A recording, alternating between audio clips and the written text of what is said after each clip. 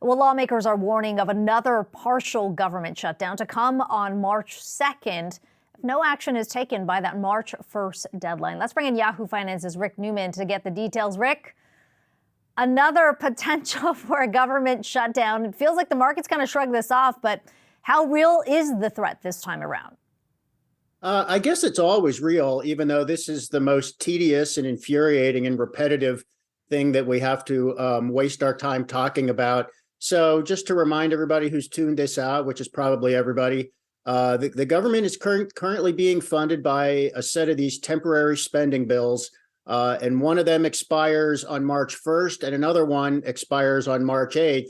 And if those are not renewed in some way, then the government shuts down. So, I mean, the story here, again, it's familiar. There's a group of super conservative Republicans in the House who are demanding all their various priorities attached to these bills, cut funding for this, super strict border mechanism, border control, and things like that. And there are no votes. I mean, we have split Congress. You're not going to get everything you want in a split Congress, but these people keep saying, well, then we're willing to shut down the government. So the question is, will they actually do it? I mean, this is a political loser for Republicans. Voters hate it. I think most Republicans realize this would be a dumb thing to do, and they could just do what they've been doing. They could just, if they can't fund the government for the rest of the fiscal year, they could just do another temporary spending bill. I mean, that's really what is going to happen here. And just to remind everybody, the government's fiscal year starts October 1st. So we're almost halfway through the fiscal year, and we're still talking about how to fund the fiscal year we're in right now. We're not even talking about what to do for the next fiscal year. I mean, any normal company is now thinking about its budget for the future year. They've already worked it out anyway. I could rant on and on, Kiko. I mean, this is just ridiculous, but here we are once again. Yeah, Rick, I was counting in my head how many times we have seen this kick the can down the road approach. Too many times, it's pointless. Third time. Yeah. Let's talk about what's playing out in the GOP primaries. Of course, the South Carolina primary over the weekend, playing out as expected with President Trump winning there. Nikki Haley losing funding from a big backer today. What does this ultimately mean? Well, as you said, no surprise.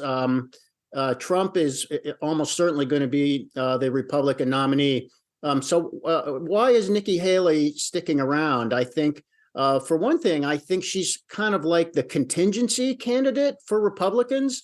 So if something happens with Trump, like, I don't know, he gets convicted of a crime in one of these 4 trials that he's facing, and so for some reason he ends up not able to run. Well, she's standing there as the person who could step in and fill his shoes. Also, I think, Nikki Haley's young enough that she certainly is thinking about 2028.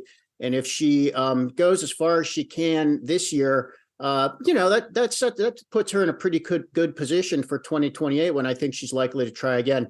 It does not seem likely she can't just go on indefinitely, though. You need money to run a campaign, and donors don't want to put their money into a campaign that is, clearly not going to be a winning campaign. So she might be able to get through Super Tuesday, which is when a lot of states hold their elections coming up next week. And if she, assuming that nothing changes between now and then in terms of her share of the vote, then she might quit after that. She's not going to go all the way into May or June. But I would point out, Akiko, she did get 40% of the vote in South Carolina. Trump got 60%, so she didn't come close to beating him. But there are some political analysts saying that is a bad sign for Trump, that this is among Republicans. This is not among, a general election set of voters. This is among Republicans. And she got 40%. That's a bit of a worrisome thing for Trump.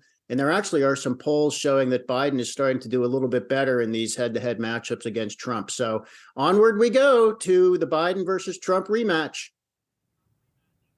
Onward we go. And Rick Newman will be with us every step of the way going into November. Rick Newman, thanks so much for breaking that down for us. Yeah.